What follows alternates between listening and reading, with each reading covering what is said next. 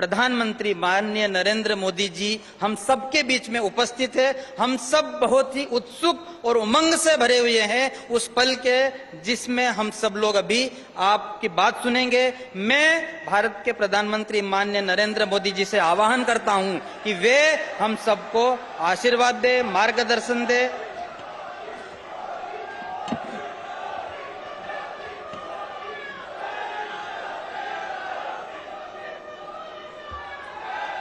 भारत माता की, भारत माता की। कार्यक्रम में उपस्थित राजस्थान के आदरणीय मुख्यमंत्री श्रीमान अशोक गहलोत जी,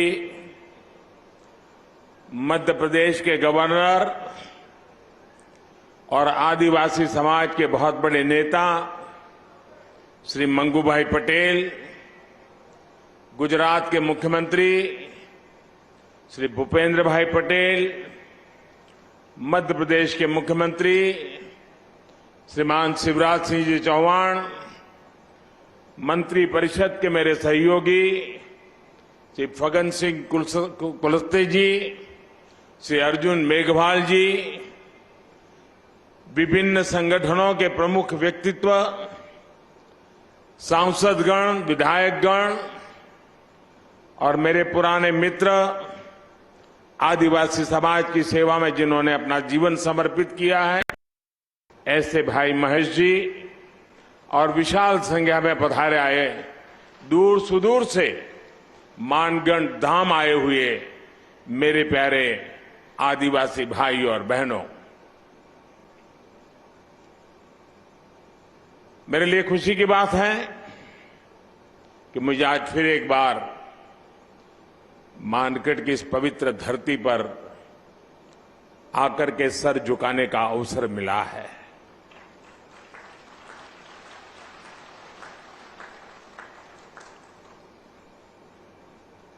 मुख्यमंत्री के नाते अशोक जी और हम साथ साथ काम करते रहे और अशोक जी हमारी जो मुख्यमंत्रियों की जमात थी उसमें सबसे सीनियर थे, सबसे सीनियर मुख्यमंत्रियों में है। और अभी भी हम जो मंच पे बैठे हैं उसमें भी अशोक जी सीनियर मुख्यमंत्रियों में से एक है। तो उनका यहां आना, इस कार्यक्रम में उपस्थित रहना, साथियों, आजादी के अमृत महोत्सव में हम सभी का मानगढ़ धाम आना, ये हम सबके लिए प्रेरक है, हमारे लिए सुखद है। मानगढ़ धाम जनजातीय वीर वीरांगनाओं के तप, त्याग, तपस्या और देशभक्ति का प्रतिबिंब है।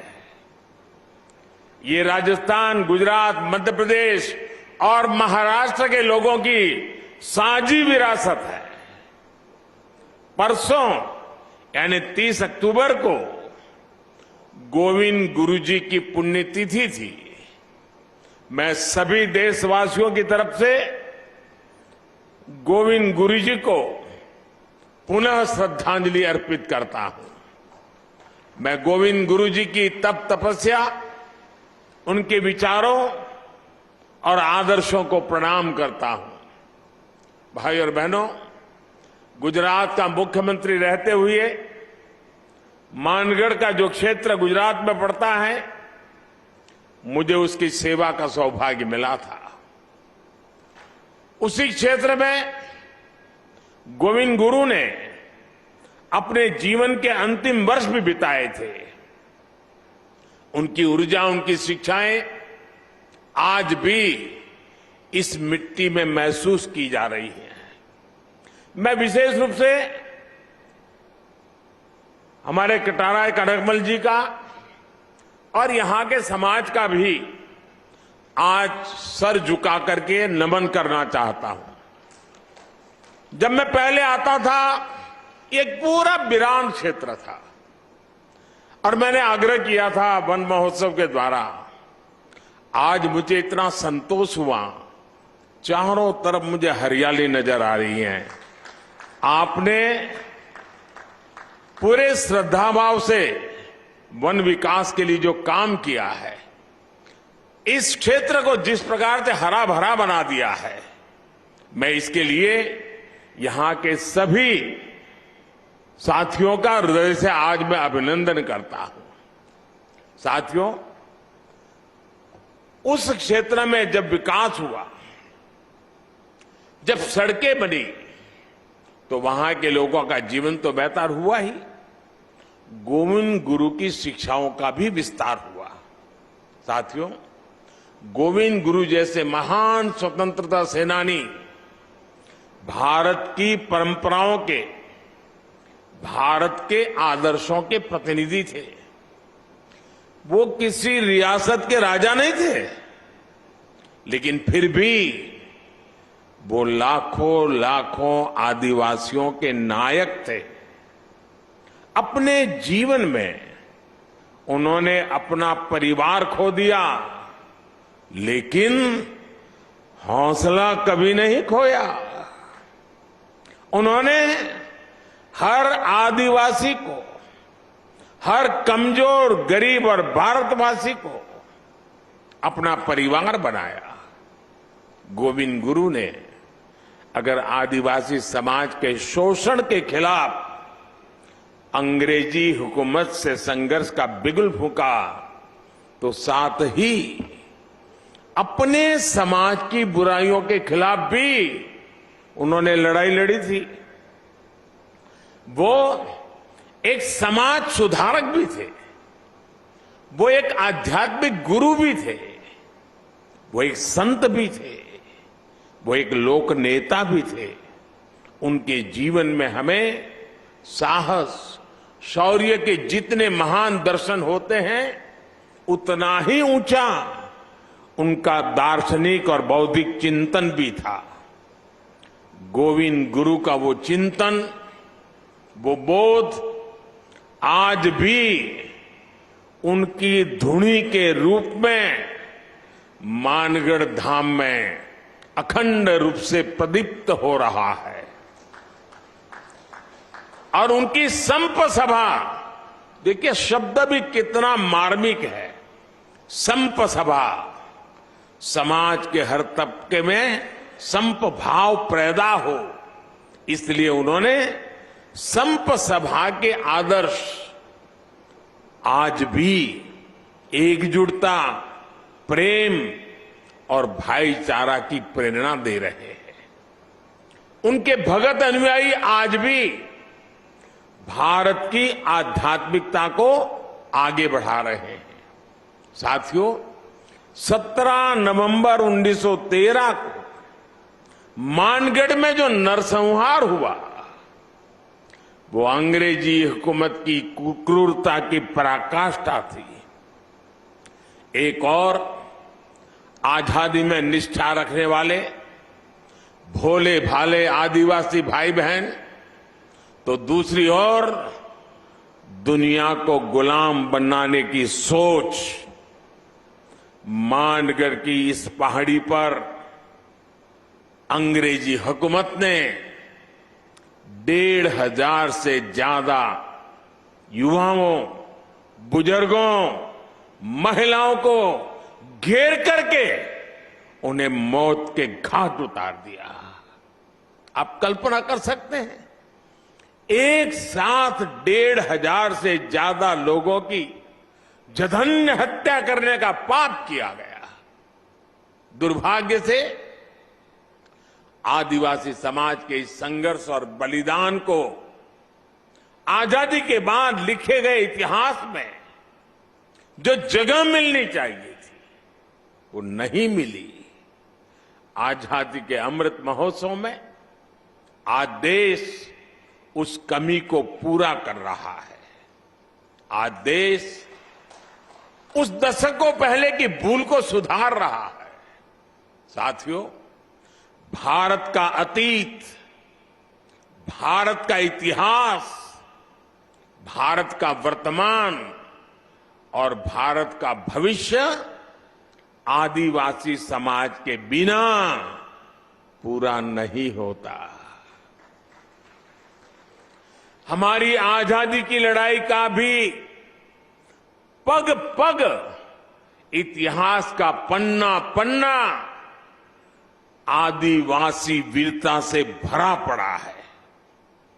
1857 की क्रांति से भी पहले विदेशी हुकूमत के खिलाफ आदिवासी समाज ने संग्राम का बिगुल फूंका था। 1780, आप सोचिए 1857 से भी पहले 1780 में संथाल में तिलका मांझी के नेतृत्व में दामिन सत्याग्रह लड़ा गया था, दामिन संग्राम लड़ा गया था। 1830-32 में बुधू भगत के नेतृत्व में देश लड़का आंदोलन का गवाह बना। 1855 में आजादी की यही ज्वाला सिद्धू कान्हा क्रांति के रूप में जल उठी। इसी तरह भगवान बिरसा मुंडा ने लाखों आदिवासियों में क्रांति की ज्वाला प्रज्वलित की। वो बहुत कम आयु में चले गए, लेकिन उनकी ऊर्जा, उनकी देशभक्ति और उनका हौसला ताना भगत आंदोलन जैसी क्रांतियों का आधार बना। साथियों, गुलामी के शुरुआती सदियों से लेकर 20वीं सदी तक आप ऐसा कोई भी कालखंड नहीं देखेंगे जब आदिवासी समाज ने स्वाधीनता संग्राम की मशाल को थामे न रखा हो। आंध्र प्रदेश में अल्लूरी सीताराम राजू गारू के नेतृत्व में आदिवासी समाज ने रंपा क्रांति को एक नई धार दे दी थी। और राजस्थान की ये धरती तो उससे भी बहुत पहले ही आदिवासी समाज की देशभक्ति की गवाह रही है। इसी धरती पर हमारे आदिवासी भाई बहन महाराणा प्रताप के साथ उनकी ताकत बनकर के खड़े हुए थे। साथियों, हम आदिवासी समाज के बलिदानों के ऋणी हैं, हम उनके योगदान के ऋणी हैं। इस समाज के इसने प्रकृति से लेकर पर्यावरण तक, संस्कृति से लेकर परंपराओं तक भारत के चरित्र को सहेजा और संजोया है। आज समय है कि देश इस ऋण के लिए, इस योगदान के लिए आदिवासी समाज की सेवा कर उनका धन्यवाद करे। बीते 8 वर्षों से यही भावना हमारे प्रयासों को ऊर्जा देती रही है। आज से कुछ दिन बाद ही 15 नवंबर को भगवान बिरसा मुंडा की जयंती पर देश जनजातीय गौरव दिवस मनाएगा। आदिवासी समाज के अतीत और इतिहास को जन जन तक पहुंचाने के लिए आज देश भर में आदिवासी स्वतंत्रता सेनानियों को समर्पित विशेष म्यूजियम बनाए जा रहे हैं। जिस भव्य विरासत से हमारी पीढ़ियां वंचित रह रही थी, वो अब उनके चिंतन का, उनकी सोच का और उनकी प्रेरणाओं का हिस्सा बनेगी।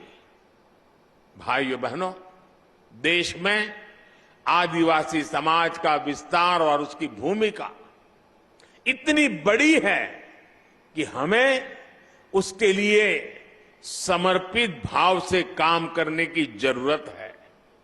राजस्थान और गुजरात से लेकर पूर्वोत्तर और ओडिशा तक विविधता से भरे आदिवासी समाज की सेवा के लिए आज देश स्पष्ट नीतियों के साथ काम कर रहा है।